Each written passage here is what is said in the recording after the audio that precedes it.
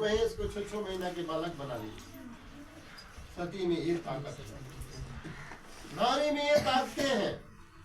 और यहाँ अतिथि देवो भव में परीक्षा हुआ था मोर ध्वज को कि तुम अतिथि को सत्कार करता है कि बोले कि ना ना ना तुम्हारे दरवाजा पर मैं नहीं रहूंगा, मैं चलता हूँ।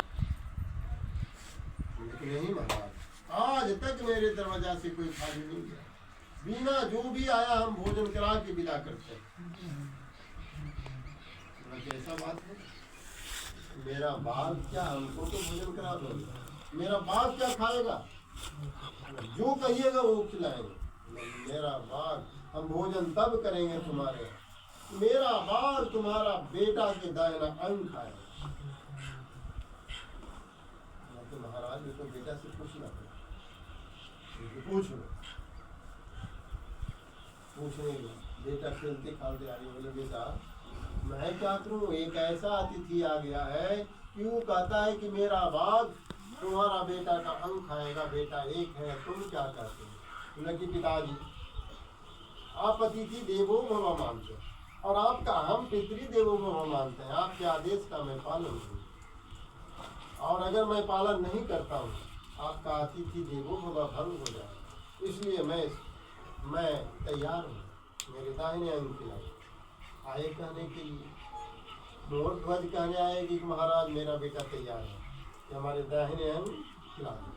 तब कहते हैं साधु दोनों कि सुनो, दाहिने अंग ऐसे नहीं, तुम बात समझा नहीं था।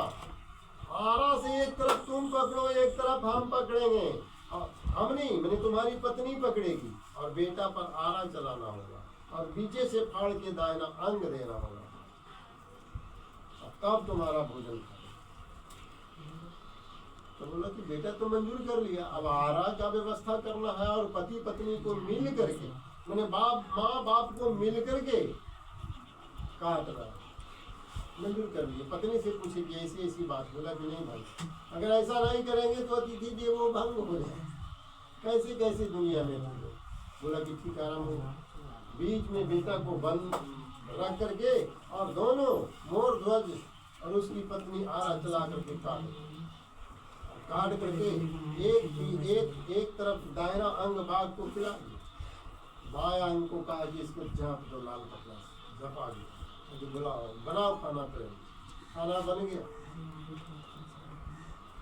बन करके यहाँ जब आया कि महाराज खाना बन गया, अब खाना लाया जाए। बोला कि खाना जब आया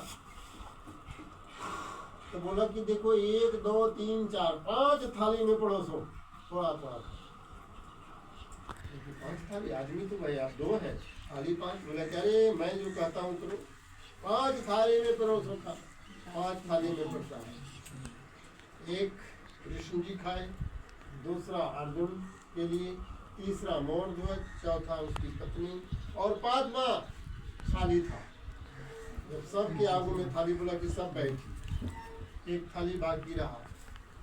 कृष्ण जी जो साधु के रूप में थे बोले कि बेटा ताम्रध्वज तुम लेटा रहेगा, हम लोग खाना खाते रहेंगे, खाएंगे, तुम लेटा रहेगा।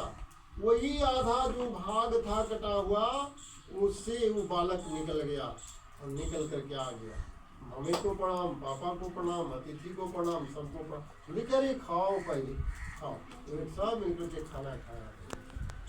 तो हमारे देश में ऐसे ऐसे गुरु भक्ति, पितृ भक्ति, मातृ भक्ति, पति भक्ति के पुरुष और महिला जन्म लिए। भारत जगत गुरु के नाम से शुरू से जानते, गुरु की परंपरा बहुत पुरानी रही है। गुरु और शिष्य का जो परंपरा है बहुत पुरानी रही। और सर्वपल्ली राधा कृष्ण से पूछा गया, बताए कि हमको इसमें बहुत खुशी होगी